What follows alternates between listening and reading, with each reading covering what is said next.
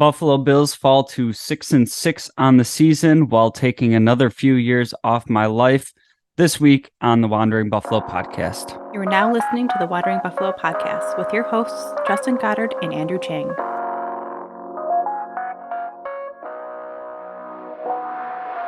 Bills Mafia, welcome into another episode of the Wandering Buffalo podcast, a show on the Buffalo FamBase podcast network. My name is Justin, and I am your host today. And today we are talking about another brutal, devastating loss. Obviously falling to the Eagles 37-34 in overtime. And I'm going to say right off the top here, this is going to be kind of a weird episode for me because I try to stay, pretty measured, pretty in between, not ride too high or too low on any given week. And I feel like that's creating like a confusion inside myself, I guess. Because right now I'm somewhere in between. That was the best game that I've seen the Bills play all season. Sucks that we ran into, the team with the best record in the league, was in the Super Bowl last year. We went toe-to-toe with them, but the Bills looked great. I'm somewhere between that and McDermott needs to be fired. And that's a roller coaster for me right now. Overall, I think this kind of was a tale of two halves for the defense. Absolutely had the clamps on. Jalen Hurts was 4 of 11 for 33 yards going into the half. They had 99 yards of total offense. They obviously got the one touchdown, but, there was punts, there was turnovers. The defense was playing out of their minds. They were getting pressure left and right. And then the second half, the Eagles made adjustments and the Bills just didn't have the counter. And, I think it's very easy in the hindsight to, yes, James Cook had a walk-in touchdown. The blocked field goals, that kick needs to be higher. Bass has another missed field goal. Just a guy that's been so consistent, and just something's off this year. I don't feel good when he's coming onto the field anymore. But all these things kind of, we can talk about it, but to me it's like adding 3 points on at the end of the game from Bass making a field goal doesn't mean that if he makes that field goal we win, right? The football is a big game of chess, and if we get that 3 extra points, then they're playing situations differently, blah blah blah. Especially with that James Cook touchdown, it'd be wonderful to have started the game with that, right? But at the same time, you still had 45 minutes to play where things can change and be different. So what I have to look at in this situation is, game on the line, coming down the stretch, the Bills had a chance to win this game. And there was 2 different times that the offense scored the points to take the lead right towards the end of the game. And we needed that one more stop from the defense. And, for a lot of the year, I've kind of been giving the defense that built-in answer of, the offense had you on the field all day. And when you were getting the stops, you were giving the ball back. When we needed the one more, you were gassed because you were on the field for 40 of 60 minutes. And I still stand by that to an extent. But this is a game where you come down the stretch here and, Josh Allen, the offense take the lead. And I'm texting my buddy who's an Eagles fan. He's all mad that they just lost the game. And I was like, dude, the Buffalo Bills are the best team in the league at letting the opponent march down the field and get into field goal range like nothing. And we saw it again. And this is kind of where I get to the McDermott's got to go. For a coach that's always preaching the growth mindset and learning from mistakes and coming out the other side better. Look, I think he's a great leader. I think he's a great football mind. But when he's talking about growth mindset all the time and he continues to lose in the exact same ways, just countless brutal losses, going to this, soft defense, make sure they're not hitting the long ball on you, playing completely different defense than you've played all game. I understand situationally football is different, whatever. I understand that, holding them to a 59-yard field goal is a pretty good result, right? But for how easily they got to that 59-yard field goal, you get to 59 yards after they take a penalty. But what doesn't sit right with me here at all is the icing the kicker timeout. Listen, this is something that we still see so much in the NFL. That shit hasn't worked in years. That's something that was like super talked about like 10, 15 years ago. I'm like, oh, they're going to ice the kicker and, really make them think about it. Everybody's been doing it for 10, 15 years. The kickers know it's coming. Like, they're probably more thrown off if you don't take that timeout. That's not just a McDermott thing. That's a league thing. I hate it. I would never do it. But furthermore, with the Bills, you have Josh Allen as your quarterback. You have a generational talent. You have whatever you want to stack up the numbers on objectively and not just as a Bills fan. You have a top 5 quarterback in the league. You saw this happen with Mahomes and Kelsey and Hill with 13 seconds. You saw them be able to move down the field and get into that field goal range. You waste a timeout on icing the kicker, and now you have 20 seconds and one timeout with Josh Allen. You kneel it out to go to overtime. That's playing not to lose football, and that's been my biggest complaint about Sean McDermott and his whole tenure is he plays this not to lose game of football at the end instead of playing to win. I mean, at that point, if whatever they get the 59-yard field goal, you have to answer back with your own, and that's it. You have time on the clock. You got 2 timeouts. You have an offense that's been firing on all cylinders all day. Could there be a pick 6 that ends the game? Sure. I don't know about you guys. I would love for a game to end in a pick 6 because we were going for it instead of this conservative, just watch them methodically do whatever they want to go down and know it's going to happen. And when that game, heads into overtime, if we didn't score a touchdown on that first drive, I had no faith that we were going to win that game. The defense just wasn't able to adjust after the half. And I think this is one of the things that, moves me towards McDermott's got to go is this has never changed, right? He's a defensive coach. He's, game on the line. Situationally, he wants to take control of the situation. Anybody that's making it to the head coaching level in the NFL they have egos. They're going to want that game to come down on their shoulders. Time and time again, it hasn't worked. And now there's no defensive coordinator to fire. There's no changing of offensive coordinator because you made the right switch. The offenses looked night and day different. I think you diagnosed that. I think you were correct. Dorsey had to go. The offense just wasn't working.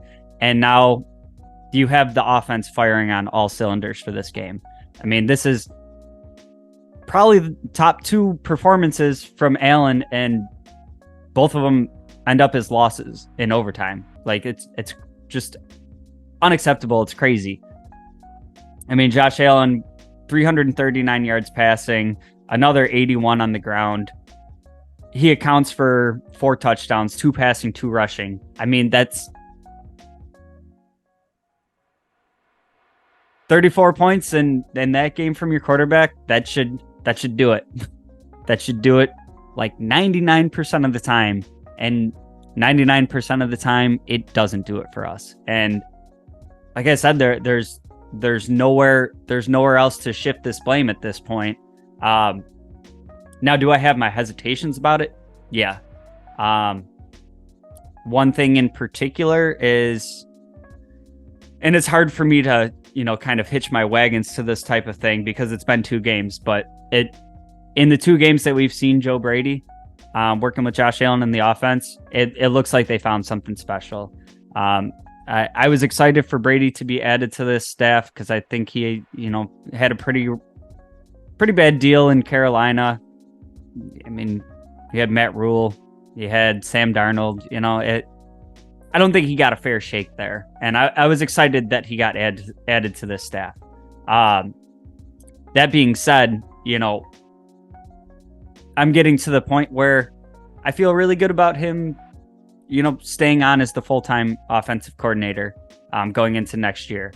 The leaps I'm seeing is fire McDermott and make Joe Brady the head coach, which just sounds absolutely wild to me, after the guy's been an OC for you for 2 weeks and had success. But then I think about, like, how wild is it? Because this is the type of thing where, okay, if you're firing Sean McDermott in the offseason, bringing in a new head coach, head coaches want all their own guys in the building. You don't see many holdovers when teams, flip head coaches. You're going to have a ton of personnel shuffling around. They're going to want their players. They're going to want to clear out contracts, blah, blah, blah. Yes, Bean has a hand in that too. It's a collaboration. But when you make that sweeping change at head coach, it's not always just this simple 1-for-1 swap of, okay, everything is exactly the same, and now we have a coach that, is going to finish games off better for us, and that's it. Super Bowl. It's got to be a whole new season that starts. It's got to be a whole new, there's a chance it's a whole new everything. I think it was Greg Thompson was talking about over on Cover One about the need for the next head coach to be an offensive minded head coach. And I think he made a great point on this of all these teams, there's head coaching jobs coming available every year. When these OCs are showing out, it doesn't take long for them to get jobs. People are trying to find them, early on in their career. So year or 2 of success, and they're getting head coaching offers.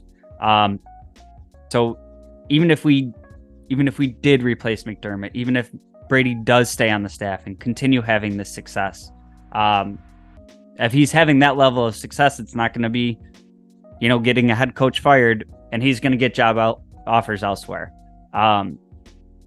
This is like the jumping 6 steps ahead of things that we have to consider when we're sitting at week 12 and a team that should be in Super Bowl conversation is at 6-6. All that said, I think it's a very slim chance that McDermott would get fired this season. I think Pagula has had the most success since owning the Bills and the Sabres under McDermott. He's the one that does the hiring and firing, and he extended McDermott this offseason. I think I don't think a coaching change would be made in season, even if we're mathematically eliminated. I just don't see it. And when you get to those tough offseason conversations where you're making the hard decisions, I think you can cite, the injuries. You can cite, we had the wrong guy in place at OC, and look how good we did after that. Let's get that for a full season. But for me, it's just this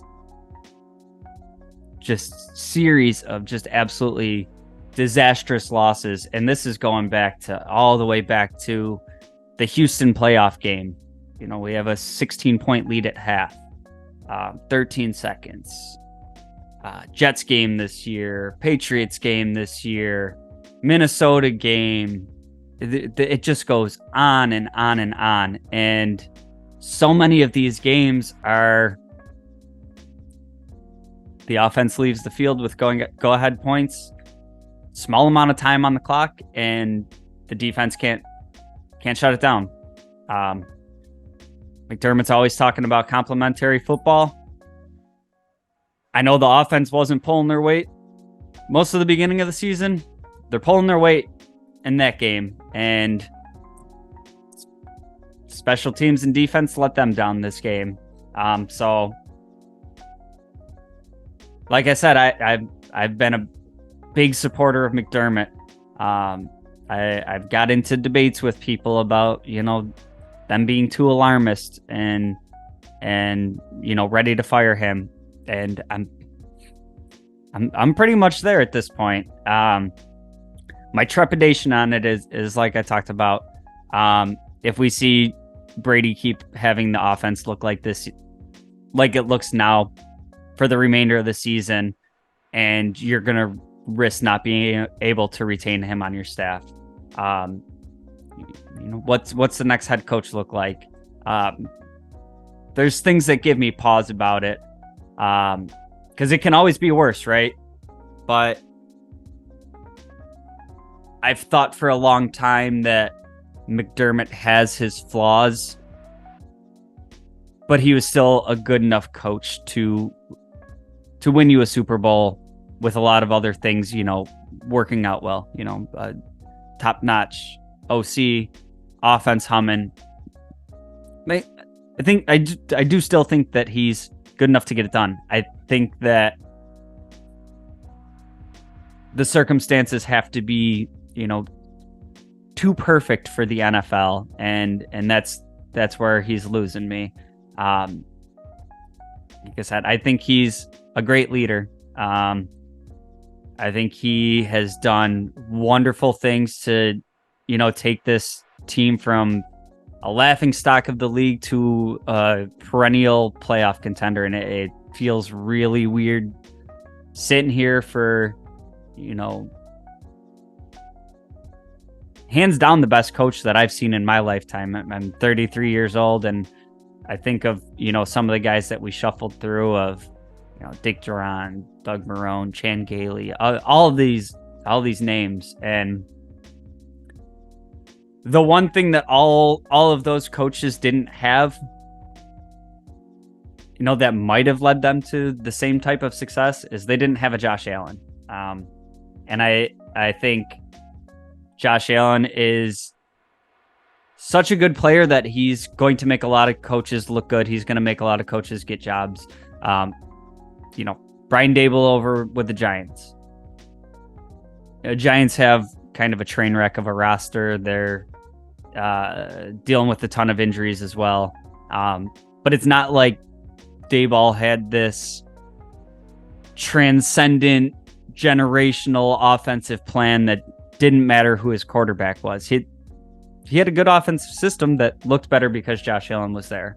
McDermott has a great record as the Bills head coach. He's had Allen the whole time, pretty much. So, could it be worse? Yes. But also, for any coaches out there that would be, looking to be promoted to the offensive or the head coach position, this job with this roster in that quarterback is going to be the most sought after position in the league if it came free. There's no question about that to me. You kind of got your choice of who you would want if you go that route. So I think it's something that really needs to be considered, and it's something that I don't think is going to be considered unless the Bills pretty much, lose out. Speaking of losing out, we're going to talk about what lies ahead for the rest of the season here right after the break, so stick around. Hey, this is Dick DeGroat, Bill's dad. Now back to the show. Bills Mafia, welcome back in, and thank you again for joining me on this week's episode of the Wandering Buffalo podcast. If you've made it this far, I do please ask that you like, share, subscribe if you're enjoying this at all. Just help us get the word out to everybody. It does, help us keep these shows going. Want to get back and talk about what kind of lies ahead for the Bills for the remainder of this season. And I understand this isn't, very similar structure to how the show usually goes, but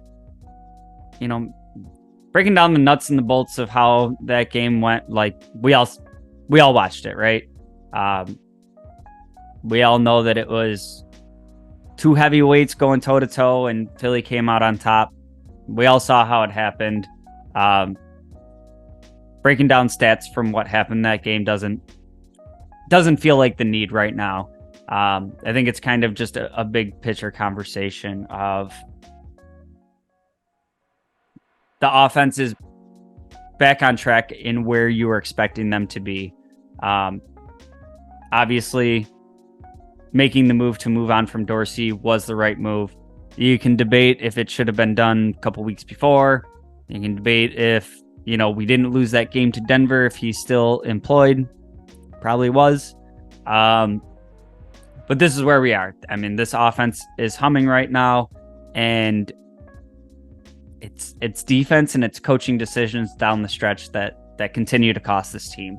So all that being said, I kind of started out the beginning of this episode with the dichotomy of where I am right now, right? Of watching this team go toe to toe with, the best record in the league, team that was in the Super Bowl, damn near won the Super Bowl last year. The feeling that I have of like, I saw the exact team that I expected the Bills to be this year. And the context matters so much here, because that I don't take much issue with that loss last night, other than, how it ended. But even at that, if you take away some of the other things that happened in this season, I don't really have a problem dramatically losing to one of three teams from the NFC that'll be in the Super Bowl this year, right? What I have an issue with is some of the just terrible losses we've taken along the way. And, granted, Denver is now they're a team that's been really resilient. They're winning football games. That team is not a better football team than you, and you lost it on a blunder, a coaching blunder, naturally. Patriots, they can't decide if Mac Jones or Bailey Zappi should finish a game, and we made Mac Jones look like an MVP caliber quarterback for the last 2 minutes to let them win the game. The Jets lost to start out the season. Absolutely brutal game by Allen and the offense. Still in a position to win that game and got thrown away. And that's a game that, coming in was like this marquee matchup. Aaron Rodgers versus Josh Allen. Aaron Rodgers played 4 plays. So this loss isolated by itself doesn't really bother me. I enjoyed that game yesterday, other than the context of what it means for the season right now. Realistically, do I still think the Bills have a shot at the playoffs? If I was putting my money on it, I wouldn't say yes. I think this is a team that misses the playoffs with Josh Allen as quarterback. And that's mostly just because we've already had the cushy part of the schedule. You're getting a first place schedule from finishing first in the division last year. You're getting that first place schedule, and you got a gauntlet of games coming up. And some of these games, when you looked at the schedule at the beginning of the season, you're like, okay, maybe go 2-2, 1-3, whatever, through this tough stretch of Philly, Dallas, Kansas City. That's a tough stretch right there. That's where you kind of figured you might take a couple losses there. And whatever, you know, maybe you're sitting at, 3, 4, 5 losses on the season. The team that we have assembled here and the aspirations of this team to be sitting at 6-6 at this point is why I don't feel good about them making the playoffs. Realistically, on the other hand, could it happen? Sure. The way the team played last night, the way that offense got rolling, it just takes a little bit, a couple tweaks. You're going to have close games like this, and that's where I'm really hesitant. Maybe you can take one more loss this season. It damn well better be an NFC team. I don't know if 10-7 gets you to the playoffs at this point. I think there's a chance. But when you're looking at the remaining schedule, coming out of the break against the Chiefs, not quite the team that we've seen from the Chiefs in years past of just absolute dominance. They're still winning a ton of football games. They're still a very good football team. The Cowboys look crazy. They're going crazy on offense. They're going crazy on defense. Maybe that's the one more loss you can take this season. Maybe. I think that's a game that you could swing the tide with some turnovers. Dak Prescott is a similar breed to Josh Allen. Of he'll make a lot of electric plays, and he'll leave some out there to be in danger. The Chargers, kind of, perennial underachievers, kind of very similar to the Buffalo Bills. They're having a rough season. You got the Patriots again. I sure hope that, I sure hope that you get that one right this time. There's no way that should have been a loss. That's one of the most embarrassing losses that I can remember. And then you're finishing up the season against Miami. And, if you take care of business, that Miami game to close out the season could be the difference of whether or not you make the playoffs. And it makes me think back to a couple of years ago when, the Bills were playing their backups and Miami needed to win to get a playoff spot. Buffalo was already kind of buttoned up with seeding and everything. And we came out and kicked them in the teeth with our backups. And we might have the same situation this year where we need to win that game to make the playoffs, and the Dolphins have nothing to play for. And outside of, some of the backups trying to make a name for themselves, find themselves on a different roster with a starting opportunity, work their way up the depth chart on that team for the next season. Do I think they went out? I think this is the team with the potential to. I think you have the quarterback. I think you have the offense rolling, and this is kind of what I've been looking for the whole year. We took brutal losses on defense, absolutely terrible losses, especially for how early in the season they happened, and not being 4, 5, 6 week injuries, like all these pretty much being season-ending injuries. They're brutal. This is a team that you have that quarterback, and you should be able to overcome pretty much anything that happens on defense. So do I think there's potential to, finish 5-0, 4-1? I think there's very real potential. I'm not getting my hopes up just based on who the Bills have shown us that they are this year. And I think we've seen a different team over the last 2 games. I think we've seen the same coaching when the game's on the line. So, if this was kind of a cupcake part of the schedule and I could come in hoping we were about to boat race some teams to finish out the season, I feel very differently about it. You're playing against some teams with some really good defenses. some really good offenses, and there's going to be close games down the stretch. And historically, McDermott has shown us, for all his talk about the growth mindset, he's not changing how he finishes out a close game. There's so many examples of it now. It's the prevent defense and, trying to milk out the clock and put them in a bad situation that they need to make a play to win the game. And the other team just continues making that play. I think there needs to be significantly more aggression in those circumstances for this team to have any chance to do anything. You have Josh Allen as a quarterback.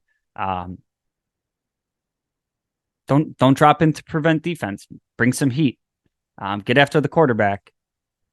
If you give up a 60-yard touchdown, whatever, you probably still got like a minute and a half left in that situation with a couple timeouts, and you have a guy on the sideline that's won those kinds of games for you tons of times.